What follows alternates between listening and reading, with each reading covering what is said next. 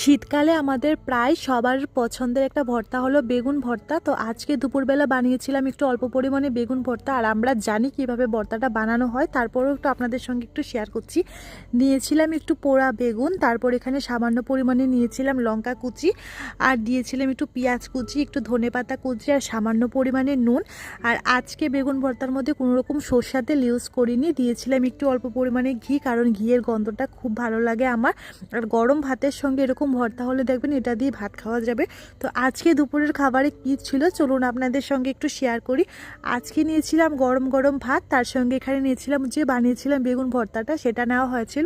আর করেছিলাম একটা লাউয়ের সবজি, যেটার মধ্যে আদা বাটা, জিরে বাটা, ধনেপাতা কুচি এসব দিয়ে করা হয়েছিল, খুব ভালো হয়েছিল খেতে। আর সঙ্গে নিয়েছিলাম চিকেন কষা।